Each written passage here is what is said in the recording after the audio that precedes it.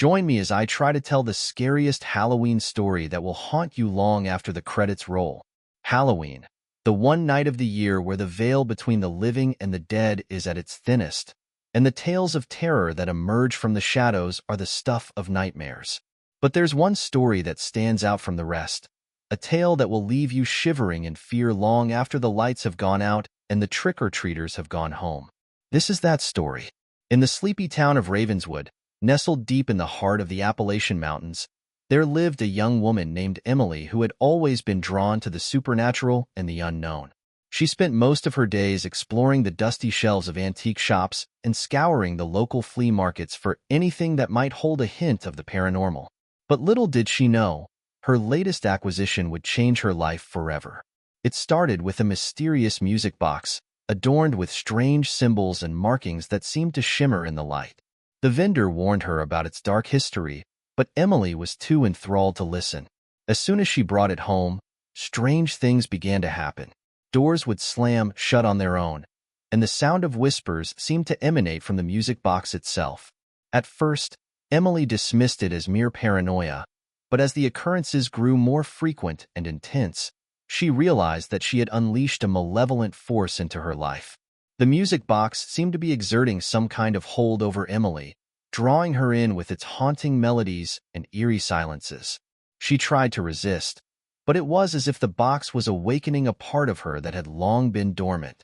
As the night wore on, Emily found herself succumbing to its power, becoming more and more entranced by the mysteries it hid.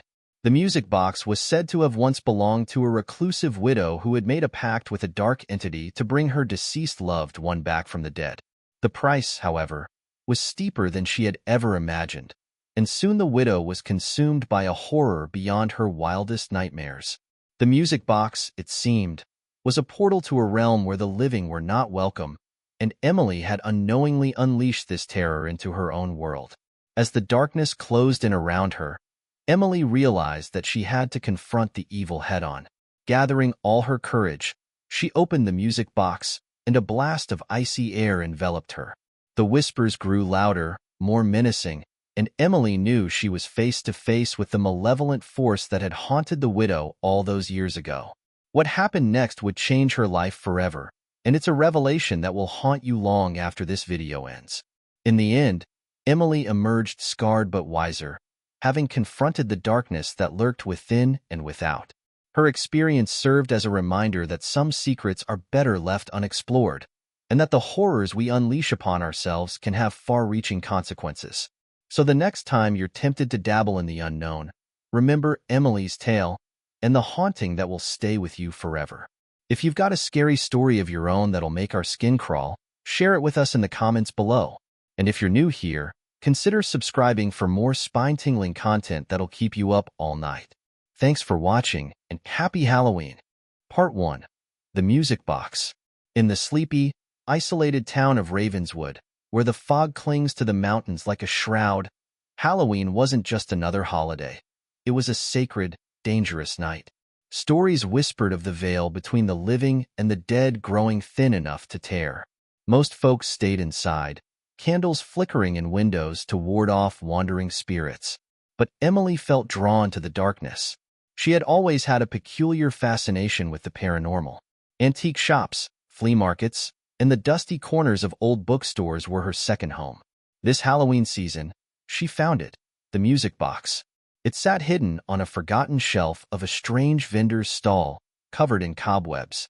Something about it spoke to her. The intricate carvings on its wooden surface shimmered under the dim light, depicting symbols she didn't recognize, spirals, crescents, and eyes that seemed to watch her. A small key dangled from a thin chain attached to it. The vendor, a frail old man with eyes clouded by cataracts, warned her. "That box carries a curse, girl," he whispered, voice shaky. "Belonged to a widow who made a pact with something not from this world. It doesn't play music. It summons what shouldn't be here." Emily smiled politely but didn't listen. Warnings like these were part of the thrill. The darker the story, the stronger her desire to uncover the mystery.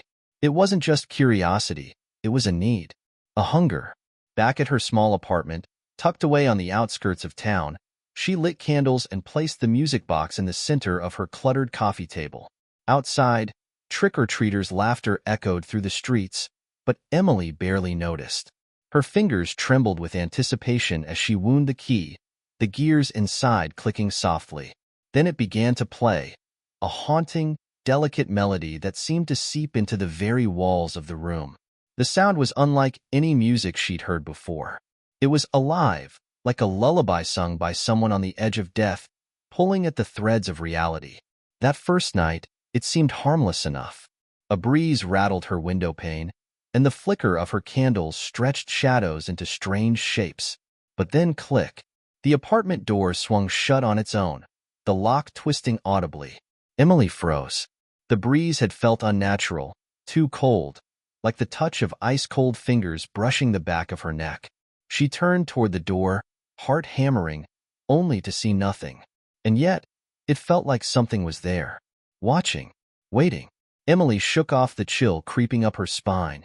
"It's just the wind," she muttered, more to convince herself than anything else. But deep down, she knew better. In the following days, the strange occurrences grew. First, it was the little things. Books falling off shelves, doors closing on their own, whispers in the dead of night that sounded almost like a woman's voice. "Help me," it seemed to murmur. The voice would rise from the music box whenever it was left open, blending with the melody like a sinister duet. Emily tried to ignore it, but the box began invading her dreams. Each night, she found herself standing in a room that wasn't hers, dimly lit by flickering lanterns. In the corner of that room, the music box sat open, playing its eerie tune, and in every dream, someone stood just out of sight, their shadow stretching long across the floor. Each time, she woke with the melody ringing in her ears and the distinct feeling that she wasn't alone in bed. One night, Emily invited her best friend Rachel over, hoping that someone else's presence might put her mind at ease. As they sat in the candlelight, sipping cheap wine, Emily hesitated for a moment before showing Rachel the music box. "You're going to think I'm crazy," Emily warned. "But weird things have been happening since I brought this home," Rachel scoffed, brushing her dark hair behind one ear. "You always think weird things are happening. That's just your thing." "Yeah, but this feels different." Emily's voice was low, almost desperate. "Just listen to it, okay?" With reluctance, Rachel leaned closer as Emily wound the key once more. The familiar melody poured out, softer this time, as if it were trying to lure them in. Rachel's expression shifted from skepticism to unease. "That's unsettling," Rachel admitted. "Where did you say you got this?" Before Emily could answer, the lights flickered violently. Every candle in the room sputtered out at once, plunging them into darkness. "Emily?" Rachel's voice cracked, tight with fear. "I'm right here," Emily whispered. Her hands fumbled for her phone, but the screen wouldn't turn on. And then they heard it, a sound like bare feet dragging across the hardwood floor. Is that you?" Rachel asked in a trembling voice. "No." The dragging stopped abruptly, followed by a low, guttural whisper that came from the direction of the music box. "She's waiting," it murmured. Rachel's hand shot out, fumbling in the darkness. "What the hell, Emily? This isn't funny. I'm not doing this," Emily hissed, her heart racing. Suddenly, the music box clicked shut on its own. The dragging footsteps started again, this time closer, deliberate, and heavy. "Turn on the light. Turn on the light," Rachel cried, panic rising. Emily scrambled toward the wall, her hands slapping at the switch. When the overhead light flickered back on, the room was empty. The only thing out of place was the music box, now open once more, the keys spinning wildly, playing the same relentless tune. The door to the apartment creaked open. Both women stared in horror as the freezing air slithered inside, accompanied by the unmistakable scent of decaying flowers. Emily knew, with cold certainty, that whatever had crossed over wasn't going to leave. Not until it had what it wanted. Part 2. The Unseen Visitor. The night after Rachel left, Emily sat curled on her couch, arms wrapped around her knees. Every noise, the creak of floorboards, the hum of the refrigerator, set her nerves on edge. She hadn't been able to get Rachel on the phone all day, and that silence weighed heavier than the box's eerie melody. Something told her Rachel wouldn't be coming back anytime soon. The apartment no longer felt like hers. Shadows pooled in corners where light should reach, and every surface felt touched by something she couldn't see. And the music box. It sat on the coffee table, innocently silent, but Emily could feel its presence. She swore it was waiting for her. That night, she woke to the melody again. But this time, she hadn't opened the box. The sound drifted from the darkness, soft at first, almost teasing. But as Emily's eyes adjusted to the dim light of her room, she realized the sound wasn't coming from the box. It was coming from the foot of her bed. Emily's breath hitched, the air turning cold as ice. She reached for the bedside lamp with trembling fingers, heart racing. The switch clicked, and the lamp flickered to life, casting a warm glow across the room. There was nothing there. The music stopped abruptly, as though it had never been playing at all. But Emily knew what she had heard, and, more unsettling, what she had felt. A cold presence lingered, pressing on the edges of her sanity. It was as if something had been standing at the end of her bed, watching her sleep. Unable to bear the stifling air of her apartment, Emily grabbed her coat and keys. She needed to clear her head, to put distance between herself and that cursed box. As she stepped out into the night, the streets of Ravenswood lay eerily quiet. Even on Halloween, the town seemed unusually empty. No trick-or-treaters, no laughter, just the soft rustling of dead leaves skittering across the pavement. Emily wandered without direction, the chill of autumn settling deep into her bones. She passed old houses with jack-o'-lanterns grinning in windows and porches adorned with plastic skeletons. But something felt off. The decorations seemed wrong, as if they were placed not to celebrate Halloween, but to warn against it. As she rounded a corner, she found herself outside a familiar shop, the very flea market where she had bought the music box. The vendor's stall was still open, the dim light above flickering as if it could go out at any moment. The old man sat behind the counter, unmoving, staring at her with those clouded eyes. "You came back," he rasped. "I knew you would." Emily hesitated, heart pounding. "What the hell is going on? What did you sell me?" The old man chuckled, the sound dry and cracked like dead leaves. "Not sold, girl. Given. And what's been given cannot be undone." Emily slammed her hands on the counter, frustration bubbling to the surface. "I want to return it. Take it back." He shook his head slowly, as though pitying her. "You opened it. You let it play. The door is open now, and it won't close on its own." "What door?" Emily demanded. "What's coming through?" The old man leaned closer, his breath reeking of something ancient and rotten. "The widow's price." She called it back then. "A soul for a soul." Emily stumbled back, her heart thudding painfully in her chest. "I don't understand." "You will," the old man whispered. "Before the night is over, you'll see." Without another word, Emily turned and fled into the dark streets, the vendors' cackling laughter following her like a curse. She made it back to her apartment, breathless, and slammed the door shut behind her. The apartment was darker than before, and the music box sat in the center of the room, waiting. It had moved. Emily knew she hadn't left it there. Her phone buzzed, the screen lighting up with a message from Rachel. "Help me." Emily's blood ran cold. She called Rachel's number, but the line went straight to voicemail. And then, the music started again. This time, it was louder. The sound filled the room, each note vibrating in the walls. It didn't just play a tune. It was alive, like a heartbeat pulsing through every object in her home. Emily covered her ears, but the sound slipped through, burrowing deep into her mind. And then the whispers began. They were louder now, distinct words floating on the edges of the melody. "She's waiting. Emily, waiting for you." Emily's vision blurred, and she stumbled, falling to her knees. The air grew thick, almost impossible to breathe, and the scent of rotting flowers filled the room once more. And then she saw it, a shape shifting in the shadows, just beyond the reach of the light. It was tall and gaunt, draped in tattered fabric that swayed as though underwater. Its face was hidden, but Emily could feel its gaze upon her, heavy and suffocating. The figure raised a skeletal hand, and the room shifted. The walls trembled, the lights flickered wildly, and Emily realized with a sudden, sickening clarity. This thing was dragging her world into its own.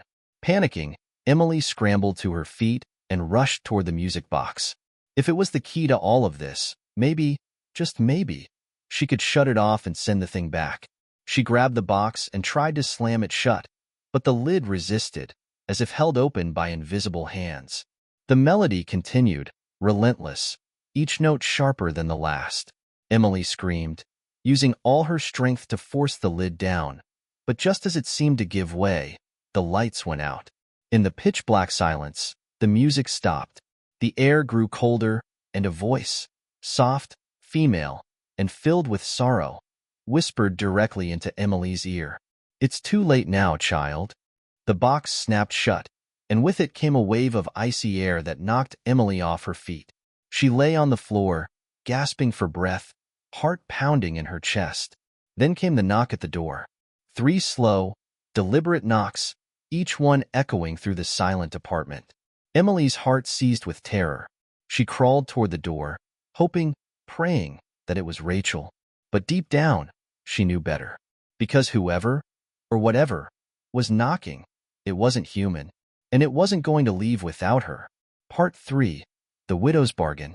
Emily lay frozen on the cold floor, her breath shallow.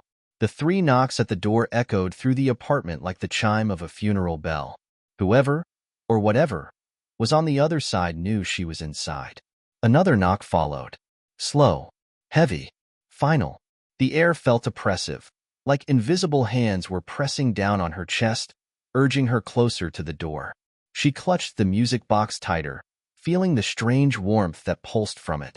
Her heart screamed for her to run, to escape, but her legs wouldn't listen. Some part of her knew she had to answer the door, and if she didn't, something much worse would happen. With a trembling hand, Emily reached for the door handle.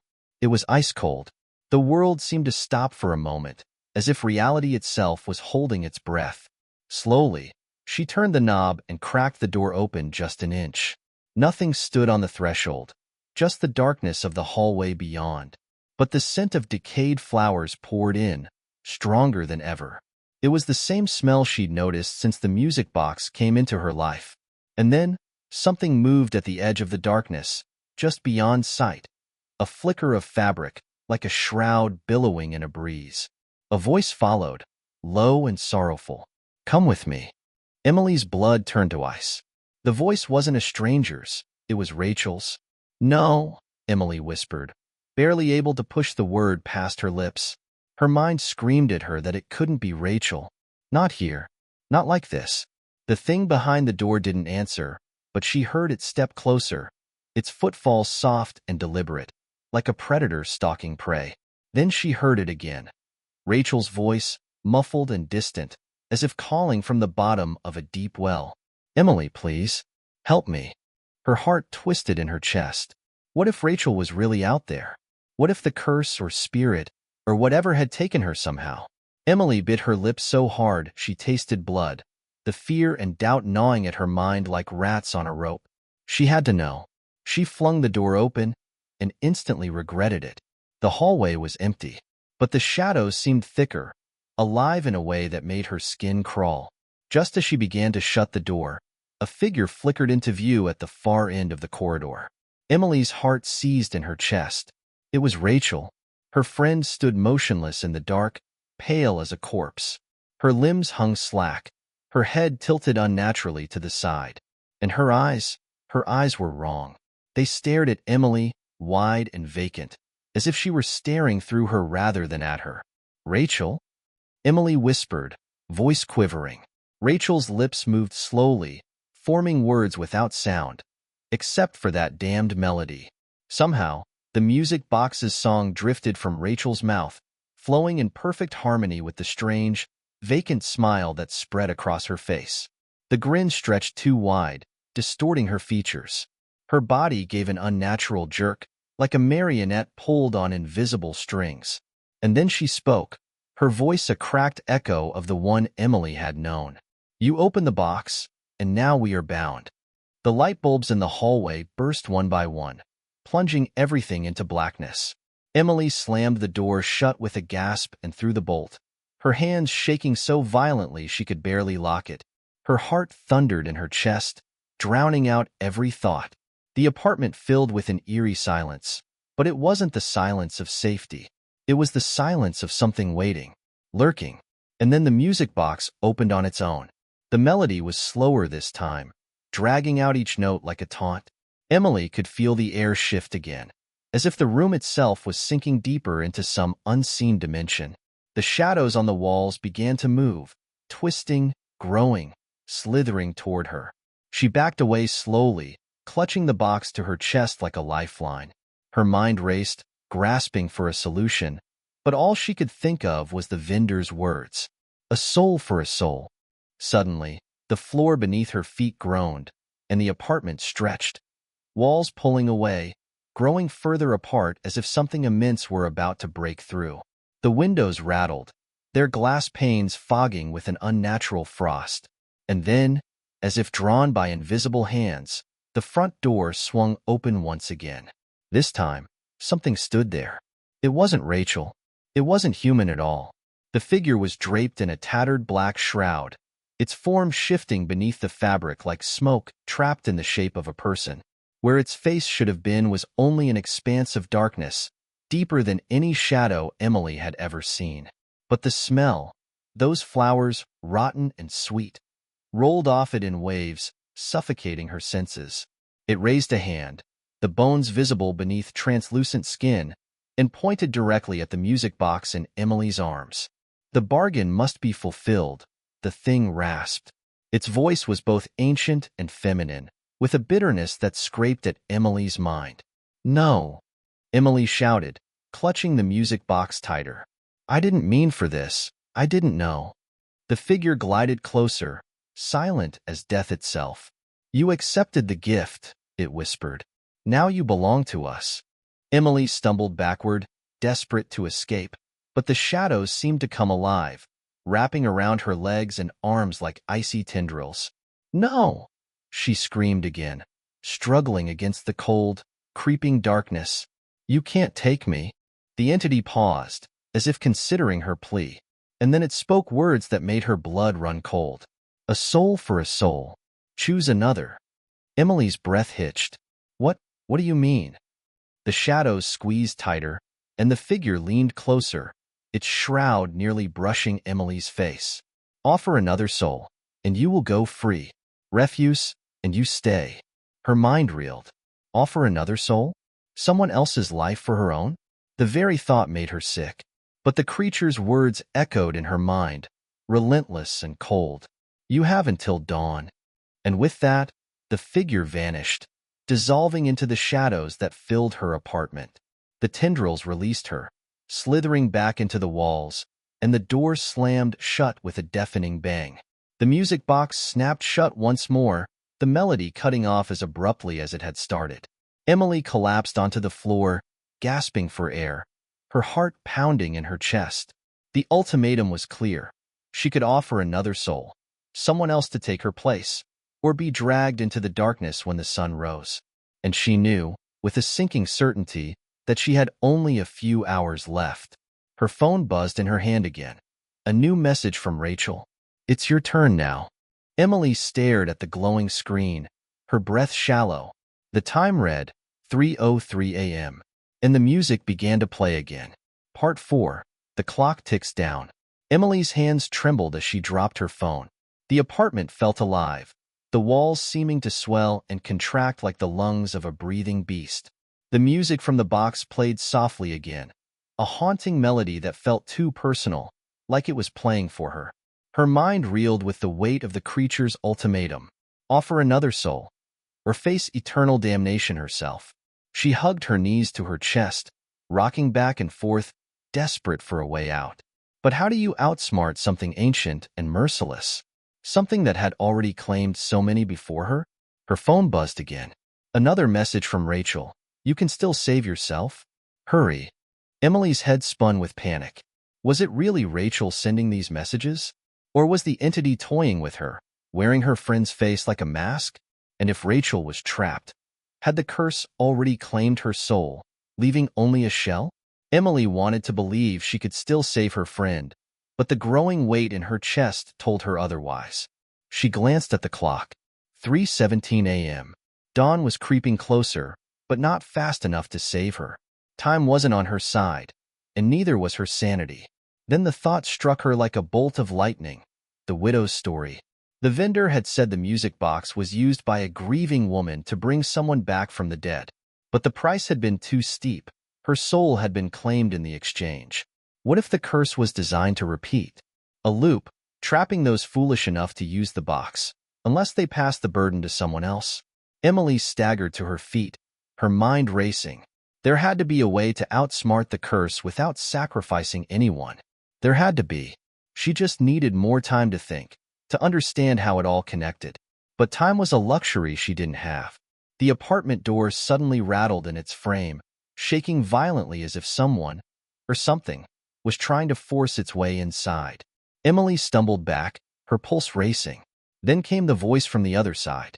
This time, it wasn't Rachel. It was her mother's voice. "Emily, honey, let me in. It's cold out here." Emily's blood turned to ice. Her mother was 200 miles away, safe at home, or so she thought.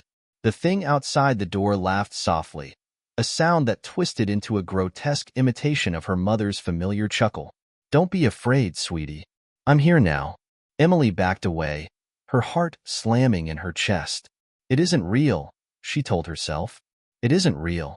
But the sound was so perfect, so familiar, that tears welled up in her eyes. "I just want to see you," the voice coaxed gently. The door handle jiggled. "Open the door for Mommy, won't you?" Emily pressed her hands over her ears, desperate to block out the voice. But it slithered into her mind like a venomous snake. Every memory of her mother, every moment of comfort, safety, and love, flooded her thoughts, weakening her resolve. The music box hummed louder now, the melody twisting into something urgent, as if the thing on the other side of the door was growing impatient. "Emily," the voice dropped to a rasping, cold whisper. "Open the door, or I will take everything you love." Emily squeezed her eyes shut, forcing back sobs.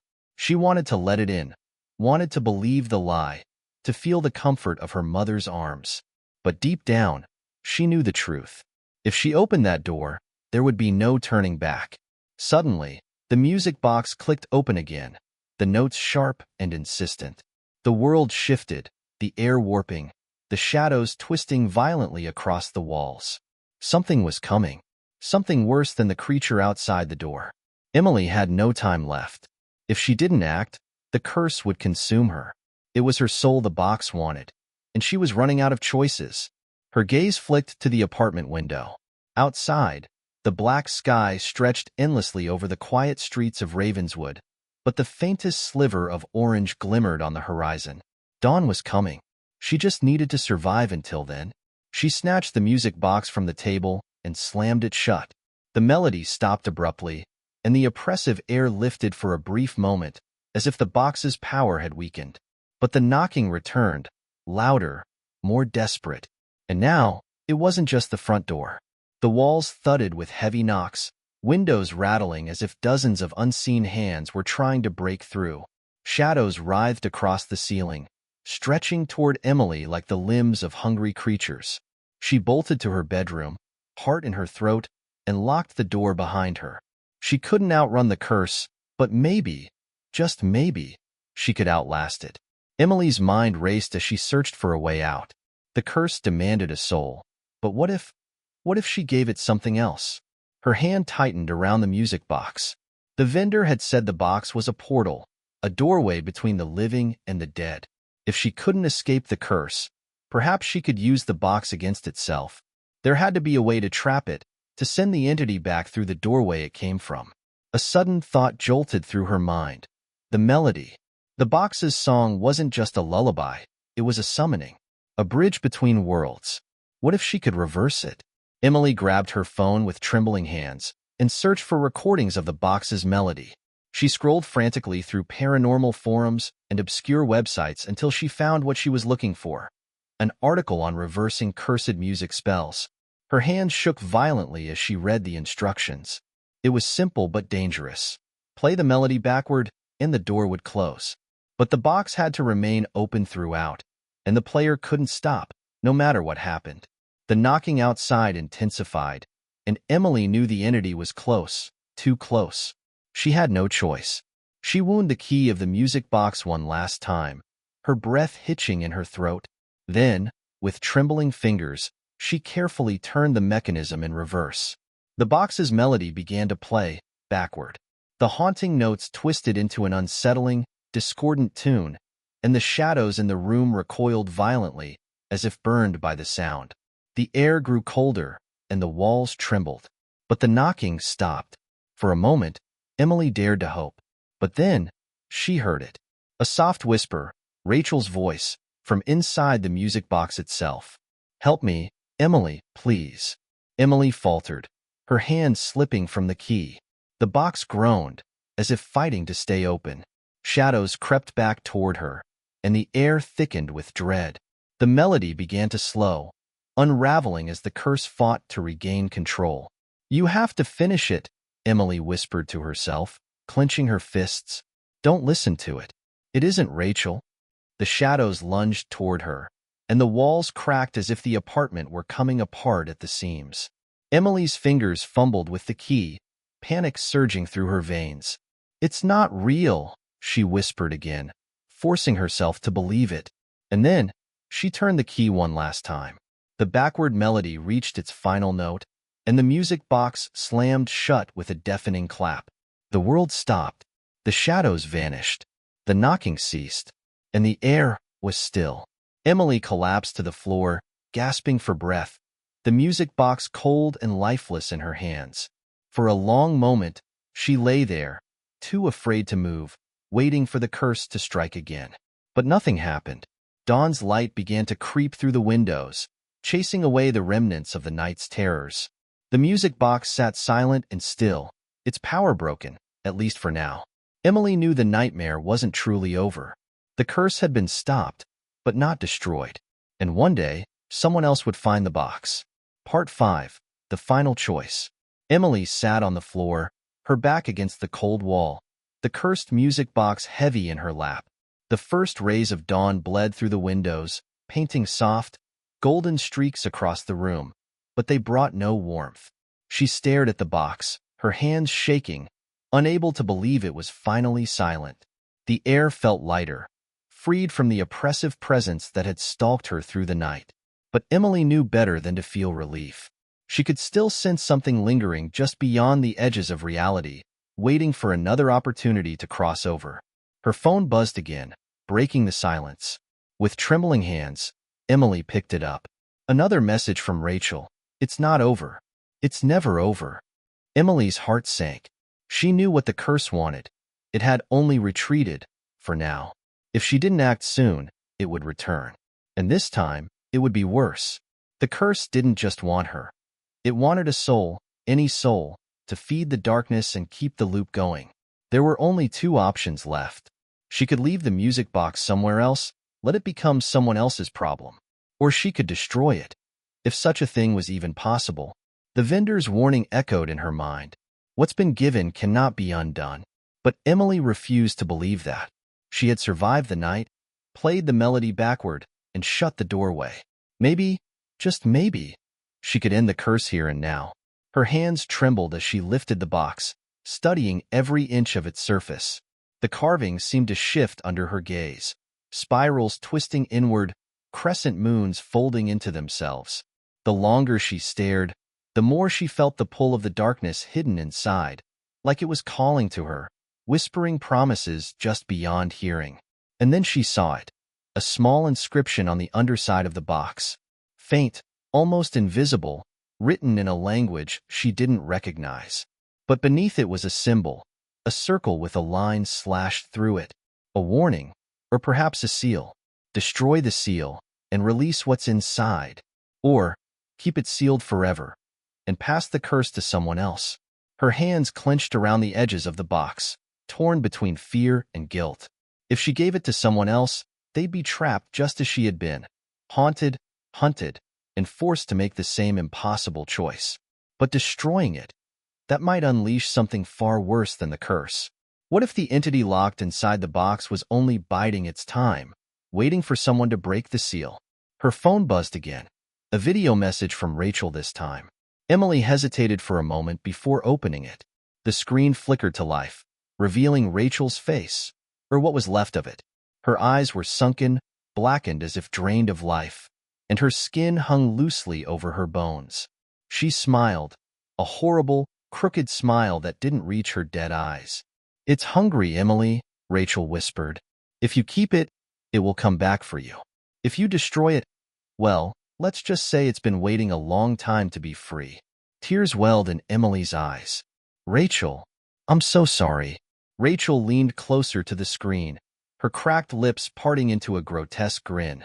"There's only one way out, Emily. You know what you have to do." The video ended abruptly, leaving Emily staring at the empty screen. She knew the truth now. The curse wasn't just a game. It was a trap, and she was the next link in the chain. Her gaze drifted back to the music box, her mind spinning. She could destroy it here and now, end the curse once and for all, or so she hoped. But if she failed, if she unleashed something worse, Emily swallowed hard. There was only one other way out, one way to free herself without breaking the seal. She could leave the box somewhere far away, let someone else find it. The thought made her sick, but the fear of facing whatever lay inside the box was worse. She knew what she had to do. Later that morning, Emily drove out to the edge of town, heart pounding with every passing mile.